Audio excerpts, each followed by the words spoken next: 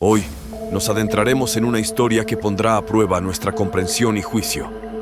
Prepárense para descubrir un enigma cautivador que nos invitará a reflexionar sobre la intrincada naturaleza del pensamiento humano y los profundos rincones de nuestra conducta. A lo largo de la historia, ciertos misterios han capturado la imaginación del público debido a su naturaleza enigmática y a la falta de respuestas definitivas, desde desapariciones inexplicables hasta casos sin resolver. Estos casos han dejado una marca indeleble en la memoria colectiva. En nuestro canal, exploramos estos crímenes que estremecen, desde misteriosas desapariciones hasta los más escalofriantes homicidios. Antes de sumergirte, te invito a que te suscribas y habilites las notificaciones para estar al tanto de cada episodio. Y por supuesto, no dudes en dejar tu apoyo con un me gusta, ya que nos impulsa a seguir produciendo contenido de calidad. Número 1. El crimen de JonBenét Ramsey. Nacida el 6 de agosto de 1990, JonBenét Ramsey era hija de John Ramsey, empresario del sector informático, y Patricia Patsy Ramsey, ama de casa y ex concursante de certámenes de belleza. Tenía un hermano mayor, Burke, con un historial de comportamientos violentos. Desde aquel fatídico día, la cobertura mediática se ha centrado en la breve pero destacada carrera de JonBenét como reina de belleza infantil y en las peculiares circunstancias y pruebas no resueltas del caso. La eliminación de JonBenét Ramsey ha inspirado numerosos documentales y teorías conspirativas. Entre las teorías más difundidas, se especula que el responsable del homicidio de JonBenét, de apenas 6 años al momento de su fallecimiento, podría ser un miembro de su propia familia. La mañana del 26 de diciembre de 1996, Patsy Ramsey descendió temprano por la escalera en espiral de su hogar para preparar el desayuno y se topó con una nota de rescate. La nota, atribuida a una pequeña facción extranjera, exigía el pago de $118,000 para el regreso seguro de JonBenét, prohibiendo contactar a la policía y estableciendo un plazo para la entrega del dinero entre las 8 y las 10 de la mañana. Ante la angustiante situación, los Ramsey contactaron a la policía de Boulder, iniciando una operación frenética.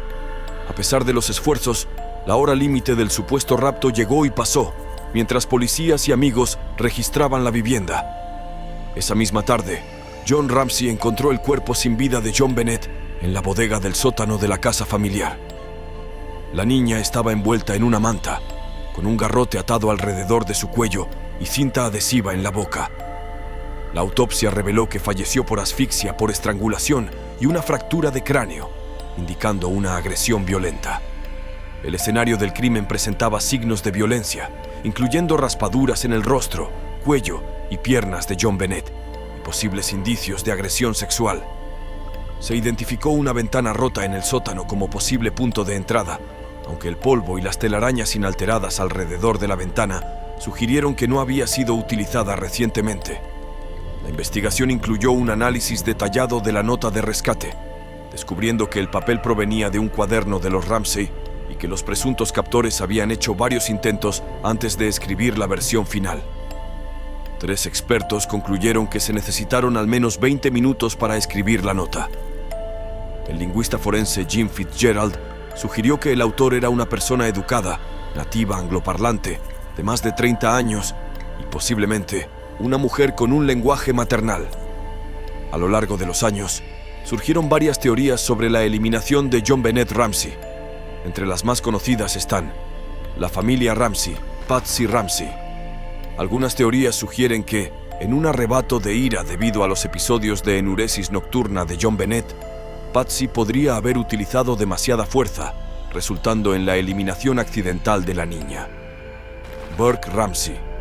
Otra línea de investigación se centra en Burke, de 9 años en ese momento, con antecedentes de comportamientos agresivos. La autopsia reveló restos de piña sin digerir en el estómago de JonBenét y un plato con las huellas dactilares de Burke, sugiriendo una posible pelea entre hermanos. Intrusos.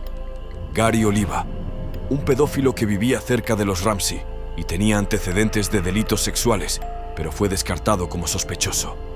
John Mark Carr, un maestro de primaria que confesó el crimen, pero su ADN no coincidió con el hallado en la escena.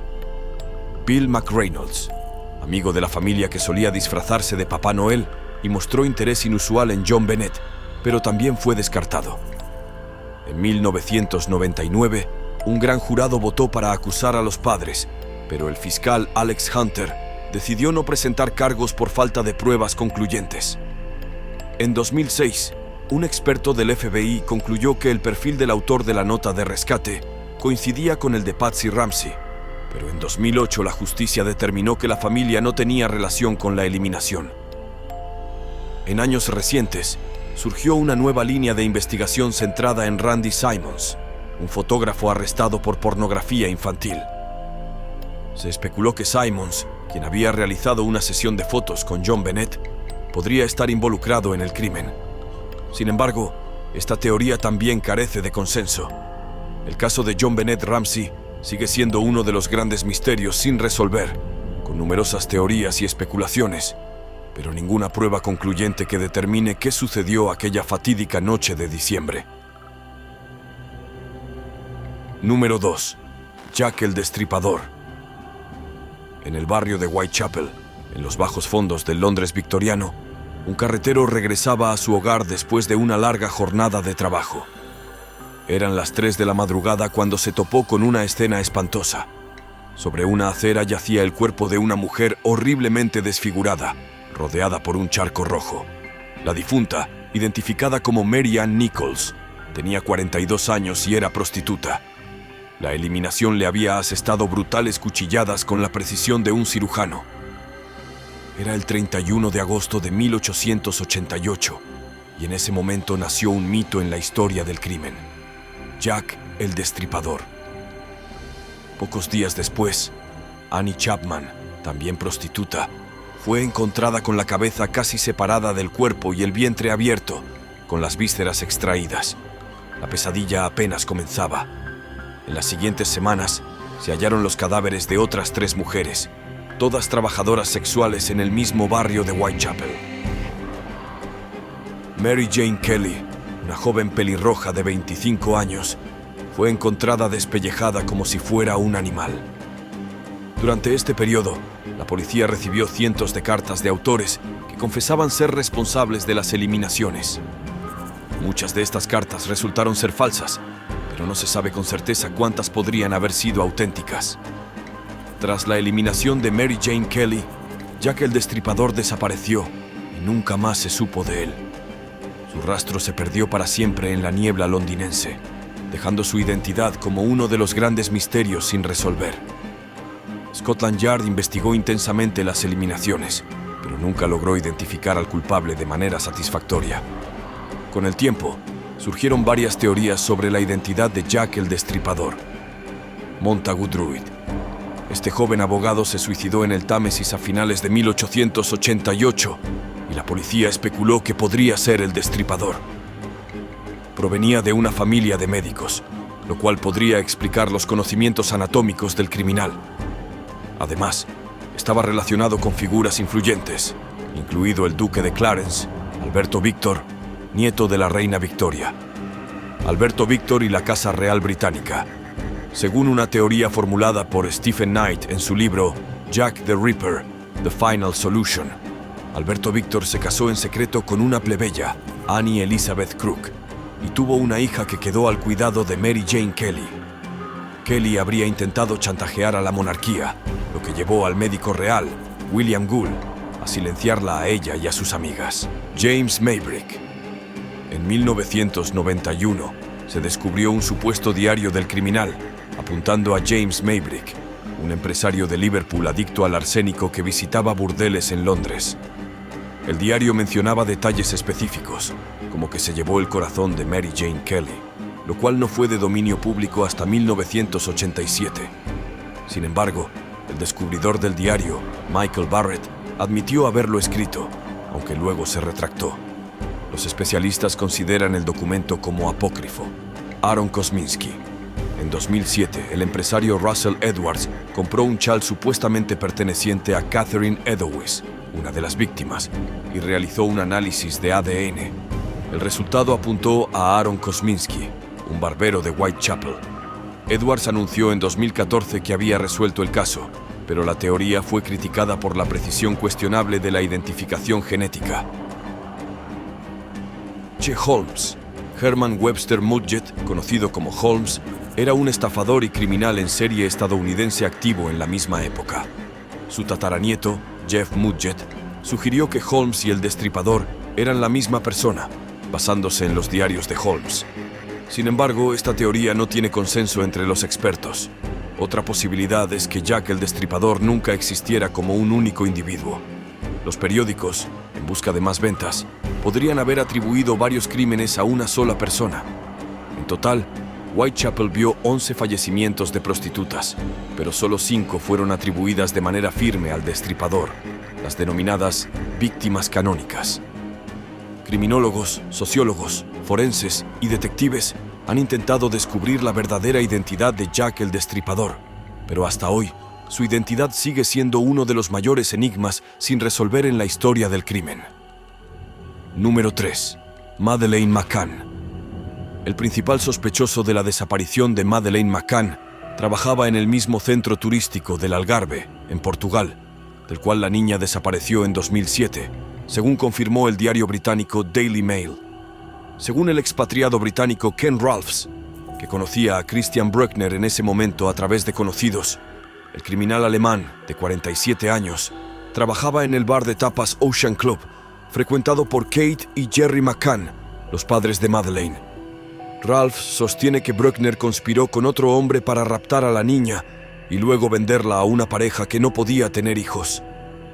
El hombre de 59 años cree que la pareja siguió adelante con su plan y raptaron a Madeleine de la habitación del hotel de su familia en esa fatídica noche de mayo de 2007, mientras Kate y Jerry estaban en el restaurante Ocean Club con su grupo de amigos. Sin embargo, en declaraciones a Mail Online, Ralphs dijo que sospecha que Bruckner y sus cómplices se pusieron nerviosos cuando vieron la amplia cobertura mediática del caso y tomaron la peor decisión. El testigo británico, que abandonó el Reino Unido en 2004 y regresó de forma intermitente, dice que acudió a la policía tanto en el Reino Unido como en Portugal inmediatamente después de la desaparición de Madeleine, y nuevamente cuando Bruckner fue nombrado oficialmente sospechoso en 2020. En ambos países, dice haber contado a la policía sobre el supuesto complot de Bruckner y que el sospechoso había estado trabajando en el restaurante Ocean Club, algo que también informó en el pasado un documental alemán en 2020. Desde entonces, dice Ralphs, recibió informes contradictorios de la policía de ambos países sobre si la información que proporcionó fue transmitida o investigada. Después de 13 años de investigaciones infructuosas, Bruckner fue nombrado por los fiscales alemanes en 2020 como el principal sospechoso en el notorio caso de la niña desaparecida. Aunque fue declarado culpable y acusado de una serie de otros delitos sexuales, el hombre de 47 años nunca fue acusado en relación con el caso de Madeleine y negó haber tenido relación alguna en su desaparición. Se sabe que Bruckner vivió en la región del Algarve, en el sur de Portugal, cerca de Praia da Luz, donde Madeleine desapareció el 3 de mayo de 2007, cuando tenía solo 3 años. Formaba parte de la comunidad de vagabundos de la región y pasó 12 años llevando un estilo de vida bohemio en Praia da Luz y sus alrededores en 2 casas, una en la pequeña ciudad y otra a 2 millas de distancia, entre la vecina ciudad de Lagos. Desde entonces también salió a la luz que era un traficante de drogas y fue condenado por cargos no relacionados de abuso sexual y tráfico de drogas. Actualmente se encuentra en una prisión alemana por la violación de una mujer de 72 años en su casa de Praia da Luz en 2005. Madeleine McCann desapareció poco antes de cumplir 4 años, el 3 de mayo de 2007, en Praia da Luz, en el sur de Portugal, donde pasaba las vacaciones junto a su familia. Esa noche, la niña dormía en la habitación del complejo turístico junto a sus hermanos, los gemelos Sean y Amélie, de 2 años. Sus padres, Kate y Jerry McCann, cenaban con amigos en Tapas, el restaurante del centro vacacional, a unos 50 metros de la habitación. Habían llegado allí a eso de las 20:40 y cada 20 minutos se turnaban para ir a vigilarlos y comprobar que todo estuviera bien. Alrededor de las 22, tras una de esas visitas, La mamá de la pequeña regresó llorando y gritando a la mesa. «Se la llevaron», repetía una y otra vez. Su desaparición generó una excepcional campaña. Las fotos de la niña de ojos claros con una característica mancha en el iris dieron la vuelta al mundo y, durante meses, ocuparon portadas de periódicos y horas de televisión. La investigación estuvo estancada por años antes de que las autoridades se fijaran en el alemán Christian Bruckner, un hombre que vivía en aquel momento a pocos kilómetros del hotel. La investigación sobre el sospechoso de Brunswick continuará probablemente durante mucho tiempo, advirtió la fiscalía desde un primer momento. Número 4. El misterioso crimen de la actriz Natalie Wood. La madrugada del 29 de noviembre de 1981, la desaparición de la actriz Natalie Wood de un lujoso yate y el posterior hallazgo de su cuerpo sin vida flotando en el mar conmocionaron al mundo. Natalie Wood había sido una de las actrices más populares de Hollywood, comparable solo con Elizabeth Taylor.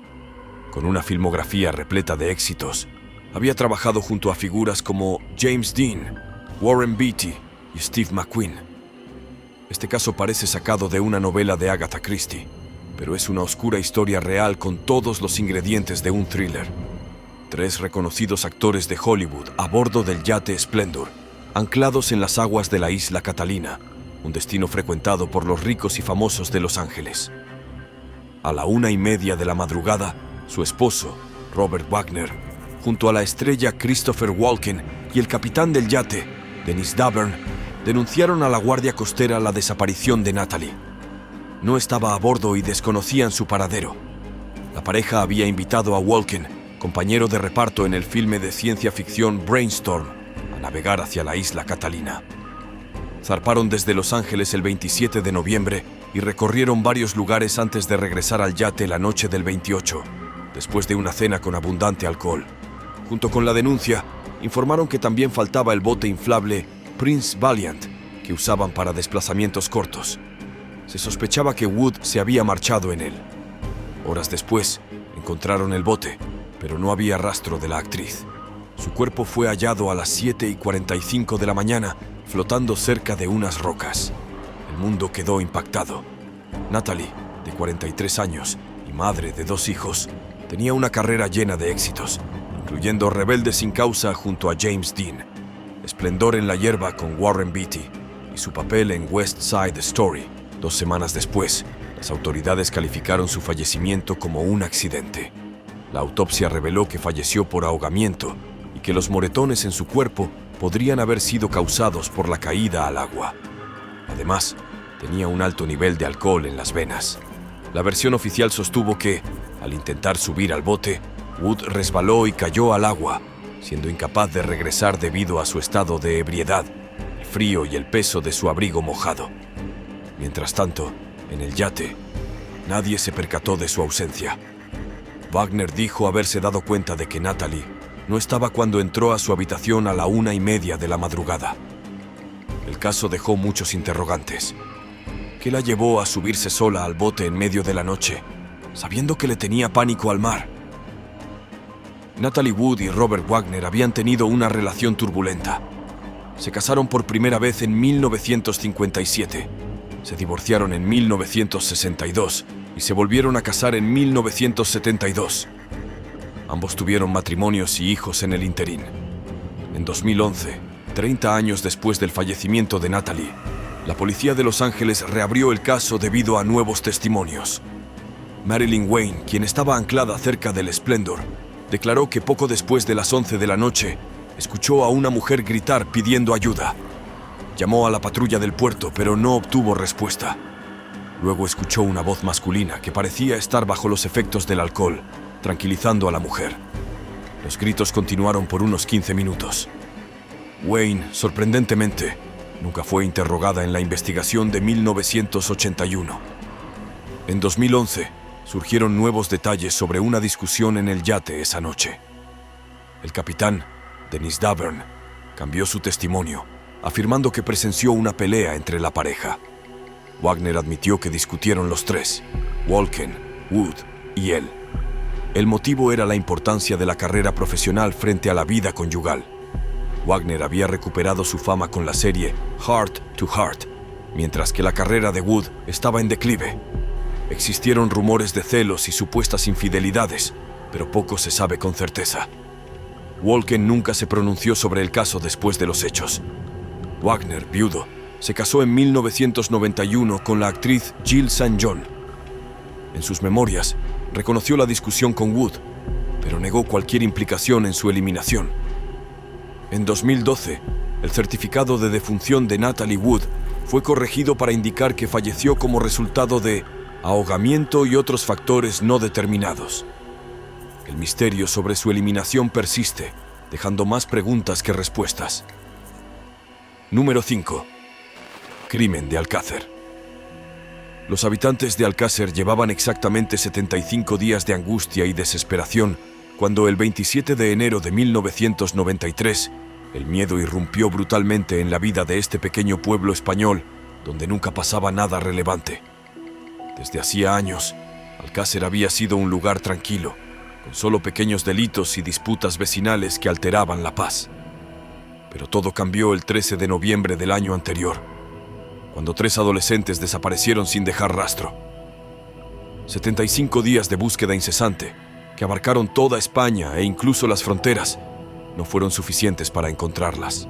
La noche del 13 de noviembre, María Deseada Hernández Folch, Miriam García Iborra, ambas de 14 años, y Antonia Gómez Rodríguez, de 15 años, no regresaron a sus casas después de obtener permiso de sus padres para ir a la discoteca Coulor en Picassent, un municipio cercano. Esta era una salida habitual para ellas, pues el lugar de baile más cercano estaba en el pueblo vecino. El 27 de enero, por un golpe del destino, las encontraron y el descubrimiento fue devastador para el pueblo, las familias y toda España. Aquella fría mañana, 2 apicultores de casi 70 años llegaron agitados al borde del barranco de Tous, en una zona montañosa a unos 50 kilómetros de Valencia. Allí, un brazo semienterrado, con un reloj de hombre en la muñeca, emergía del fondo de una fosa, un hallazgo que llenó de miedo a los apicultores. Inicialmente, no pensaron en las chicas desaparecidas, solo corrieron al pueblo para denunciar el macabro hallazgo a la Guardia Civil. Horas más tarde, cuando el juez de Alzira, José Miguel Bort, ordenó la exhumación del cuerpo, descubrieron que no había un solo cadáver, sino 3, bastante descompuestos y envueltos en una alfombra. Los cuerpos estaban maniatados y apilados uno sobre otro. A pesar del estado de descomposición, los forenses confirmaron que se trataba de las 3 chicas que el pueblo buscaba desesperadamente desde hacía más de 2 meses. El miedo se apoderó de Alcácer y de España. El pueblo, que nunca había sido escenario de hechos relevantes, quedó expuesto como el lugar de uno de los crímenes más atroces de la historia reciente del país. La cobertura mediática explotó el caso hasta el límite de la náusea. La tarde del viernes 13 de noviembre, Desiree, Miriam y Toñi visitaron a su amiga Esther en Alcácer. A las 8 de la noche, se despidieron para ir a bailar a la discoteca Coulor. Esther, que no se sentía bien, decidió quedarse, un hecho que le salvó la vida. Miriam llamó a su padre para pedir que las llevara, pero él, enfermo, no pudo hacerlo. Decidieron ir haciendo dedo. A la salida del pueblo, Francisco Hervás y su novia Mariluz las llevaron hasta una estación de servicio en Picassent, donde volvieron a hacer dedo y, según testigos, subieron a un coche blanco, posiblemente un Opel, con 2 jóvenes. Nunca llegaron a la discoteca ni regresaron a sus casas. Los padres, preocupados, fueron a la discoteca esa misma noche, pero ya había cerrado y los empleados no las habían visto. La denuncia se hizo inmediatamente y la búsqueda comenzó al día siguiente sin ningún resultado. La hipótesis principal de los investigadores era que las chicas habían sido raptadas por una red de trata y posiblemente sacadas del país. Por eso, la búsqueda se extendió a Portugal, Francia y Gran Bretaña. Los llamados con posibles pistas se multiplicaron, pero ninguna fue efectiva. La mañana del 27 de enero, los apicultores de Tous descubrieron el brazo semienterrado. Esa tarde, los cuerpos fueron trasladados al Instituto Anatómico Forense de Valencia. Durante el rastrillaje, la Guardia Civil encontró una receta médica a nombre de Enrique Anglés, pero su hermano Antonio, conocido por sus antecedentes penales, se convirtió en el principal sospechoso. Cuando la Guardia Civil fue a la casa de la familia Anglés, Antonio escapó. Miguel Ricard, alias El Rubio, un cómplice, fue arrestado y finalmente confesó el crimen, aunque luego se retractó. Ricard relató que Antonio y él recogieron a las chicas y las llevaron a un edificio abandonado, donde las abusaron y eliminaron. Las autopsias confirmaron parcialmente su versión, pero también sugirieron la posible participación de más personas. A pesar de la condena de 170 años a Ricard, que fue liberado en 2013 tras 21 años en prisión, el paradero de Antonio Anglés sigue siendo un misterio. Se ha convertido en un fantasma, buscado por Interpol, sin saberse si está vivo o en el más allá. El crimen de Alcácer, uno de los más horrendos de la historia reciente de España, ha sido objeto de debate y análisis, inspirando varias producciones cinematográficas y documentales, mientras la verdad completa de lo ocurrido sigue sin conocerse del todo. Estos casos reflejan el profundo impacto que los crímenes violentos tienen en la sociedad y la eterna búsqueda de justicia y verdad. Nos enseñan que, a pesar de los avances tecnológicos y metodológicos en la investigación criminal, algunos misterios pueden permanecer sin resolver, desafiando nuestra comprensión y dejando una marca indeleble en la memoria colectiva. Ahora tengo una pregunta para ti. ¿Podrían haberse evitado sus atrocidades si hubiera recibido un apoyo adecuado o si la sociedad hubiera intervenido antes? Te invito a dejar tu reflexión en los comentarios. Gracias a todos por ser parte de esta exploración en los oscuros recovecos de la mente humana. Esperamos que esta historia te haya llevado a reflexionar sobre la complejidad del comportamiento humano y la importancia de estar atentos a las señales que pueden indicar peligro. Si este contenido te ha sido de valor y deseas seguir descubriendo más sobre la psicología criminal y los misterios de la mente, te animamos a suscribirte para no perderte ninguna de nuestras futuras entregas. Hasta la próxima y gracias por tu continua compañía y apoyo.